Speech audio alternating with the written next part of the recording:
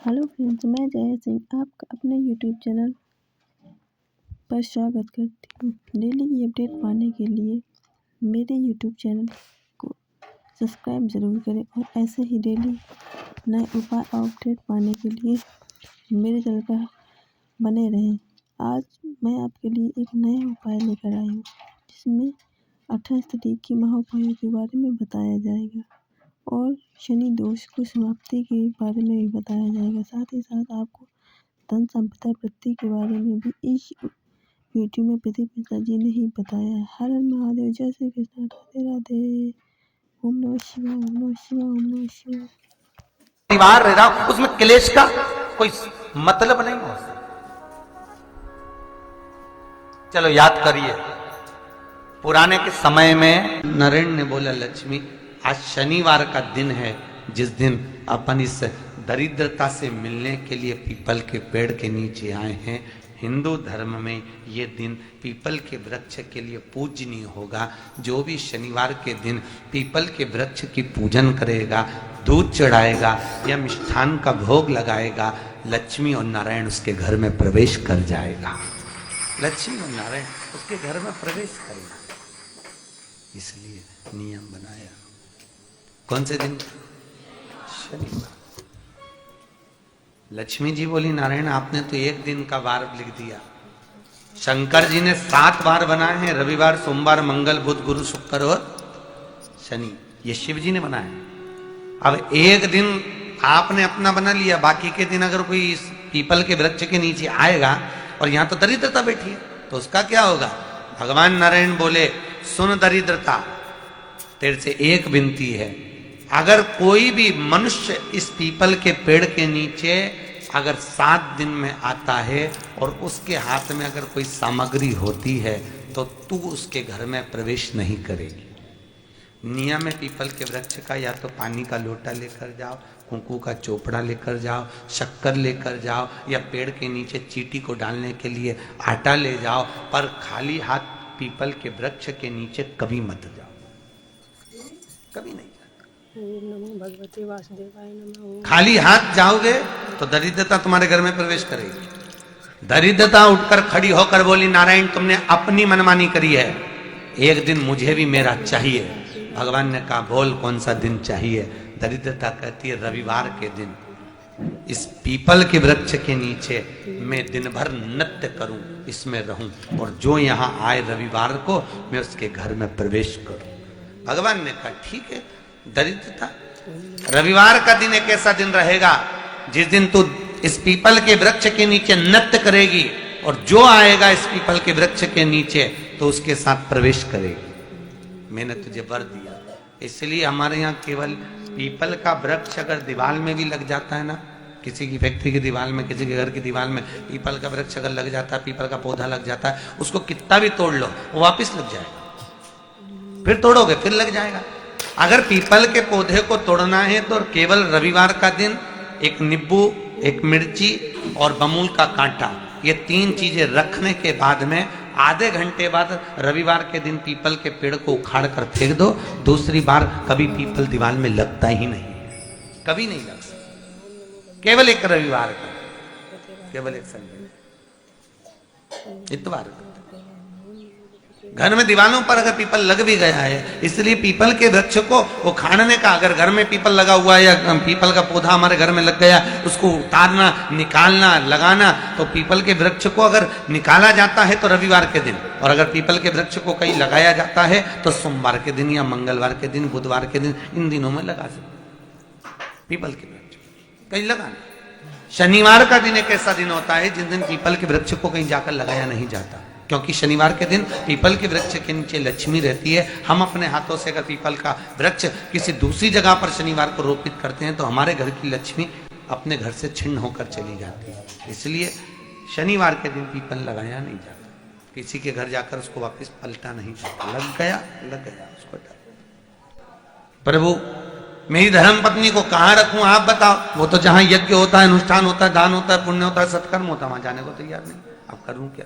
भगवान ने बोला, एक काम कर। दुर्वासा जी बोले, जिसके यहां रात्रि में बर्तन झूठे पड़े रहते हो उसके घर में इस दरिद्रता को लेकर तुम प्रवेश कर जाना। जिसके यहां रात्रि में बर्तन झूठे पड़े हो वहां लेकर प्रवेश कर जाओ। दूसरी जगह दुर्वासा जी बोले, जो स्त्री घर में दोपहर के समय पर सो रही हो उसके घर में इसको लेकर प्रवेश कर जाइए। जो स्त्री दोपहर के समय में घर पर सो रही हो इस दरिद्रता को लेकर प्रवेश कर जाइए। तीसरा, जिसके यहां पर दरवाजे पर कांटे वाले पौधे लगे हों उस घर में इस दरिद्रता को लेकर प्रवेश कर जाइए। दरिद्रता, कितनी सुंदर बात कही है। दाता और विधाता, कौन कौन? दाता और विधाता। लक्ष्मी और दरिद्रता के सगे भाई हैं। कौन कौन? दाता और विधाता। दाता को फिटकरी प्रिय है, विधाता को नमक प्रिय। ये दोनों हमेशा लक्ष्मी को और दरिद्रता को दोनों को समझाते थे, दोनों में प्रेम बढ़ाते थे। आज भी हिंदू धर्म की रीति है। यहां तो ठीक है, जिसके यहां पर भी अगर थोड़ी सी भी परेशानी होती है, थोड़ा सा क्लेश होता है, अशांति होती है, लक्ष्मी नहीं टिक रही हो, काम नहीं बन रहे हो, बहुत प्रयास करा जा रहा हो और हमारा कार्य नहीं होता, तो क्या करते हैं? फिटकरी और नमक को पानी में डाल देते हैं और घर में पोछा लगा देते हैं। आप लोगों ने आजकल फेसबुक पे भी पढ़ा होगा, व्हाट्सएप पे भी पढ़ा होगा। तो क्यों लिखा उसमें? उसका कारण ही केवल होता है कि दाता और विधाता की प्रियता उसमें।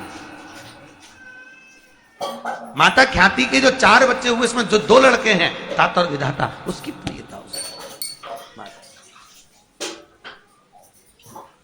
उसकी पूर्णता। अब दुर्वासा जी बोले अपनी धर्म पत्नी को वहां लेकर, जहां कांटेदार पौधे लगे हों वहां पर लेकर प्रवेश कर जाइए।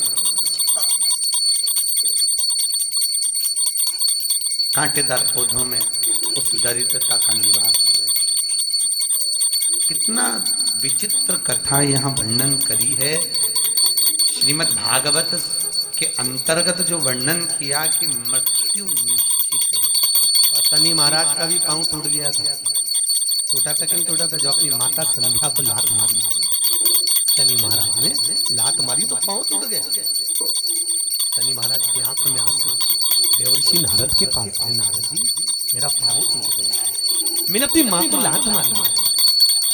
नारद जी बोले तू तो द्रोषी, तूने अपनी माता को लात क्यों मारी? कोई देवता नहीं अपनाया। तब भगवान नारद जी ने कहा शंकर जी के शिवलिंग की स्थापना कर, उसकी पूजन कर। जहां काशी विश्वनाथ के मंदिर आप लोग जाते हो, जिस विश्वनाथ का दर्शन करते हो, ये काशी का विश्वनाथ का प्राण प्रतिष्ठा शनि महाराज ने करी। शनि महाराज के हाथ का शिवलिंग और शिवलिंग की स्थापना कर शनि महाराज ने भगवान शंकर से मांगा। शिवजी प्रकट हुए, मांगो शनि तुमको क्या चाहिए? शनि महाराज ने कहा मेरा पांव टूट गया, आप कृपा करिए। भगवान शंकर ने कहा शनि तूने मेरा भजन करा है, जा तेरा पांव तो जुड़ेगा पर पांव में थोड़ी लचकता तेरी बनी है। दुनिया के लोगों को शनि लगता है और शनि को शंकर लगता है। दुनिया के लोगों को शनि लगता है, शनि को शंकर। इसलिए आज भी नियम है कि काशी विश्वनाथ का नाम लेकर एक काजल की डिब्बी को लीजिए। अगर किसी को शनि लग गया हो, कोई प्रॉपर्टी का काम कर रहे हो, कोई व्यापार करते हो और व्यापार नहीं चल रहा, बहुत अड़चन आ रही है, कोई ना कोई परेशानी पे परेशानी आ रही है, एक काजल की डिब्बी लो, काजल की डिब्बी लो, काशी विश्वनाथ का नाम लो और 21 बार उतारो और उतार कर किसी पेड़ के नीचे तक खड्डा खोदकर उसको दबा दीजिए। आपका काम यूं सफलता की ओर बढ़ना चालू हो जाएगा। शनि की कुदृष्टि समाप्त, 7.5 ढैया समाप्त। परेशानी तो प्रसन्नता होती है, एक मन की प्रसन्नता होती है और एक चेहरे की प्रसन्नता होती है। और संसार में अगर आपको सफल होना है तो ये दोनों प्रसन्नता का ध्यान रखना पड़ेगा। मन की प्रसन्नता का भी ध्यान रखना पड़ेगा और चेहरे की प्रसन्नता का भी ध्यान रखना पड़ेगा। अभी छत्तीसगढ़ के नगपुरा में कथा थी तो हमने कहा था अपनी स्माइल और अपनी स्टाइल कभी कम मत होने दो। ना अपनी स्माइल कम होने दो, ना अपनी स्टाइल कम होने दो। ये दोनों चीजें बरकरार रखिए। और आज फिर शिवपुराण की कथा इस महाराष्ट्र के मुंबई शहर से निवेदन करना चाहूंगा कि दो प्रसन्नता होती है, एक मन की प्रसन्नता और एक चेहरे की प्रसन्नता, और ये दोनों होना जरूरी है।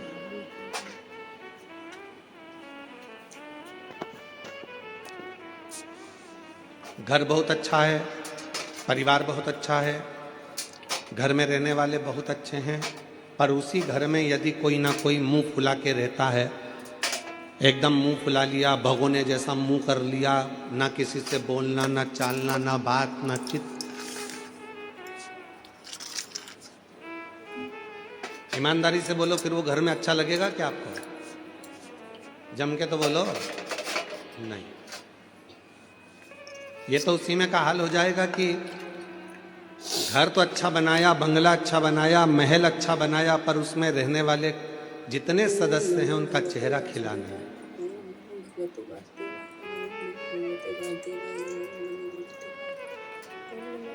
जैसे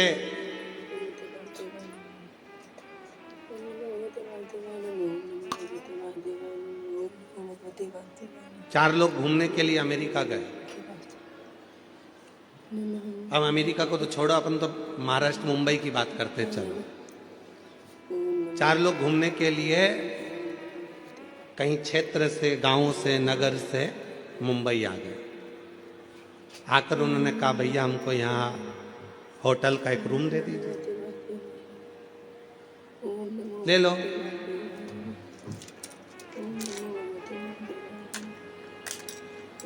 चाबी दे दो, चले जाओ। 100 मंजिल ऊपर एक कमरा है, वो कमरा तुमको दिया। दूसरे दोस्त ने कहा चक्कर आ गए, 100 मंजिल ऊपर चढ़ेंगे कैसे? उसने कहा लिफ्ट लगी है, बटन दबाना, 100 मंजिल ऊपर पहुंच जाओगे, बटन दबाना, नीचे आ जाओगे, आना जाना चलता रहे। उन्होंने कहा ठीक है।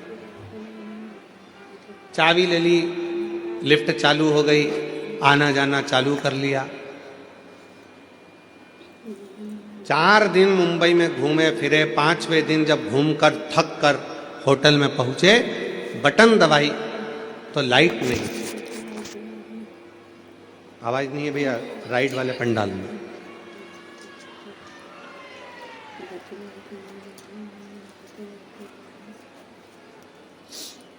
रोज आना जाना करा, पर 4 दिन बाद वापिस आए तो लिफ्ट चालू नहीं थी, लाइट नहीं थी। खूब बटन दबाई पर वो लिफ्ट नहीं आई।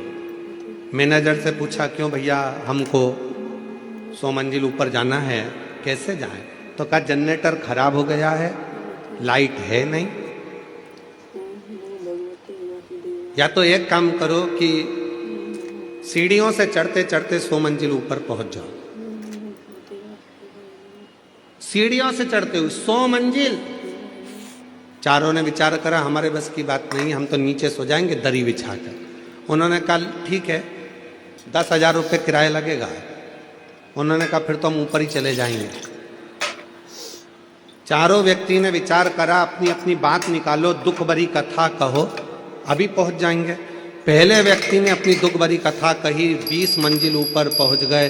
दूसरे ने अपनी कथा कही, 40 मंजिल ऊपर पहुंच गए। तीसरे ने अपनी दुख भरी कथा कही, 80 मंजिल ऊपर पहुंच गए। अब चौथे व्यक्ति से कहा कि तू अपनी दुख भरी कथा कहा।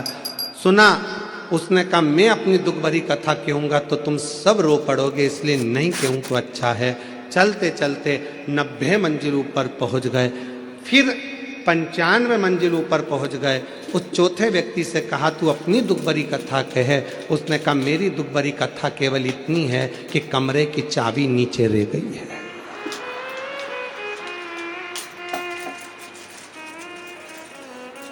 वो कमरे की जो चाबी है वो नीचे रह गई। इतने में तो तीनों ने जय धनादन दे धनादन धोना। तुझे पहले बोलते नहीं बना तो कहा नंबर आएगा तभी तो ना बोलूंगा, तभी तो बोलूंगा। जब नंबर आया तब बोला। ये कमरे की चाबी की कथा नहीं, ये अपनी कथा है। बचपन, जवानी, अधेड़ी और बुढ़ापा, 4 दोस्त हैं आपके और हमारे। बचपन भी हमारा दोस्त है, जवानी भी हमारी दोस्त है, अधेड़ी भी हमारी दोस्त है और बुढ़ापा भी हमारा दोस्त है। अब इन 4 दोस्तों में तुम्हें चलना है। बचपन ने अपना फर्ज अदा कर दिया, जवानी ने अपना फर्ज अदा कर दिया, अधेड़ी ने अपना फर्ज अदा कर दिया। अब आया है बुढ़ापा, और बुढ़ापे में जो फर्ज अदा करना रहता है वो बहुत कठिन रहता है। 4 बेटे हैं, 3 बेटे हैं, 2 बेटे हैं, 1 बेटा है, सबको साझा, सब।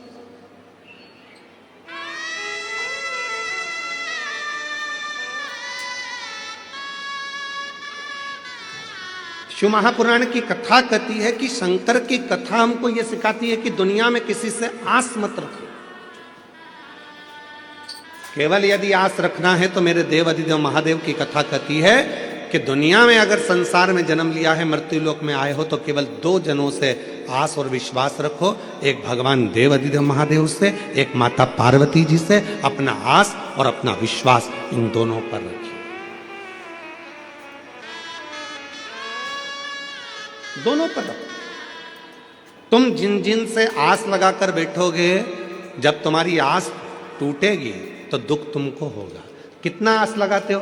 पहले मन में होता है कि भगवान ऐसी कृपा कर देना, बस बेटा बड़ा हो गया है, भगवान ऐसी कृपा कर देना कि मेरे बेटे की शादी हो जाएगी, और बेटे की शादी होगी, बहू आएगी तो मेरी सेवा करेगी। कितनी आस लगाई, बहू आएगी सेवा करेगी, बहू आएगी गरम भोजन देगी, बहू आएगी गरम रोटी देगी, बहू आएगी गरम गरम टिक्कड़ बना के खिलाएगी, बहू आएगी तो बड़ा पाव खिलाएगी।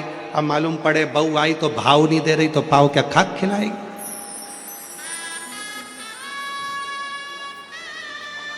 आस टूटा,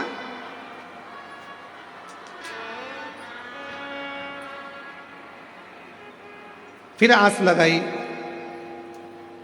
कि बहुत कुछ प्राप्त करूंगा, और वो आस पूरी नहीं हुई तो दुख हुआ। शिव कथा कर रही है, आस अगर लगाना है तो केवल हमारे देव अधिदेव महादेव भगवान। किसके भरोसे आए हो यहां पर? महादेव के। सियोर वाले महाराज के भरोसे नहीं।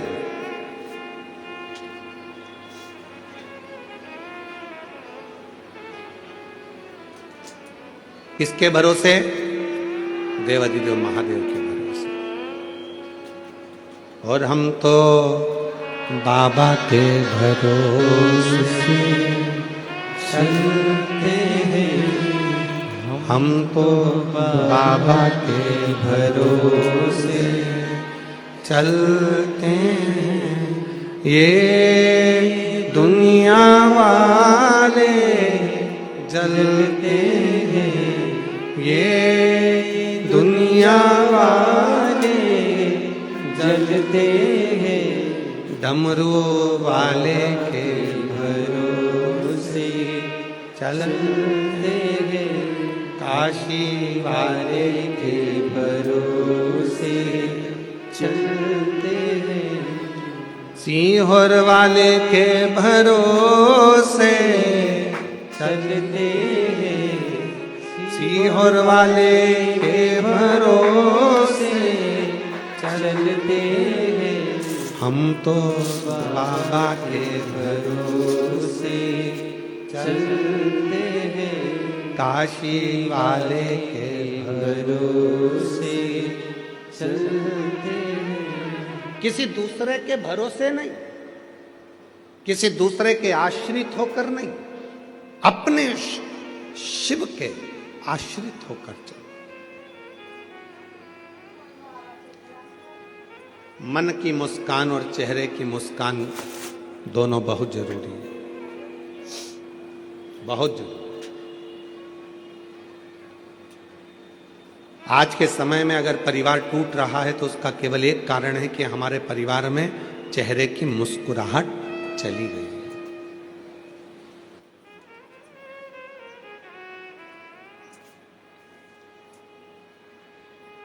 अच्छा एक बात पूछें, सब उत्तर दोगे? जम के तो बोलो जरा। ठीक है। परिवार में शादी में जाते हो, फोटो खिंचवाते हो?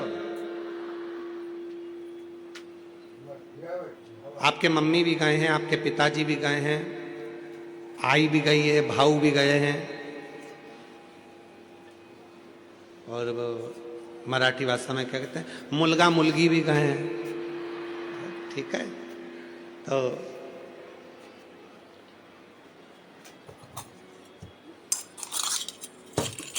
गुजराती भाषा में कहते हैं डिकरा डिकरी भी गए। ठीक है। तो सब गए, बहुएं भी गई है, बच्चे भी गए हैं, पिता माता पत्नी पति सब गए, पोता पोती सब गए। अब परिवार वालों ने कहा नहीं नहीं साहब, जीजी स्टेज पे आओ, फोटो खिंचवाओ। जीजी ने कहा ठीक है, जीजा जी को बुलाओ। जीजा जी आए तो उन्होंने कहा मेरे दोनों तीनों लड़का है उनको बुलाओ। लड़के आए तो उन्होंने कहा मेरी पत्नियों को बुलाओ। पत्नी आई तो क्या हमारे बच्चों को बुलाओ। पूरा परिवार जब एक साथ शादी के स्टेज पर फोटो खिंचवाता है, इतना सुंदर फोटो आता है, तो तुम उसको घर की दीवार पे लगाते हो कि हमारा इतना अच्छा फोटो आया था शादी में। पूरा परिवार, मेरी लड़कियां, मेरे दामाद, मेरे बेटे, मेरी बहुएं, मेरे पोते, मेरी पोती, मेरे नाती, मेरे पंती, सब उस फोटो में दिख रहे हैं। जब एक फोटो परिवार के साथ एकाग्रित होकर अच्छा आ गया तो तुमने उसको घर के हॉल में लगा दिया। जरा विचार करिए कि महीने में 15 दिन में जब पूरा परिवार एक जगह बैठकर भोजन करेगा तो तुम्हारी जिंदगी कितनी सार्थक हो सकती, कितनी सार्थक हो सकती। हम जानते हैं कि मुंबई में ये सब चीजें संभव नहीं है। बड़े बड़े शहरों की रीति बड़ी विचित्र है। हम दो, जम के बोलो, हम दो हमारे दो, और घर में एक्स्ट्रा आ जाए तो बाहर फेंक दो। बड़े बड़े शहरों की रीति बड़ी, पर आपसे निवेदन है,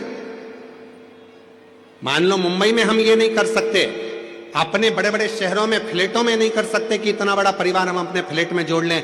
छोटा सा तो अपना घर है, उसमें इतने सारे लोगों को कैसे रखें। तो निवेदन है, जब गांव जाया करो, अपने गांव में जाते हो, अपने शहर में से जब अपने परिवार में जाते हो तो प्रयास करा करो जितने दिन अपने परिवार के साथ में रहो उतने दिन बड़े प्रसन्नता के साथ, स्माइल के साथ, स्नेह के साथ, सबके साथ बैठकर भोजन करा करो। कम से कम आपस का प्रेम बढ़ेगा तो वो जिंदगी में सार्थकता उत्पन्न करेगा। प्रेम बढ़ा। आज के समय में धन की कमी नहीं है, आज के समय में व्यापार की कमी नहीं है, आज के समय में काम की कमी नहीं है, आज के समय में कोई प्रॉपर्टी की कमी नहीं है। आज के समय में सबके पास धन है, वैभव है, प्रतिष्ठा है, मकान है, बंगला है, फ्लैट है, जमीन है, जायदाद, सबके पास। और नहीं है तो लोन वाले तुम्हारे पीछे पीछे घूमकर हाथ जोड़ कर कहते हैं लोन ले लो।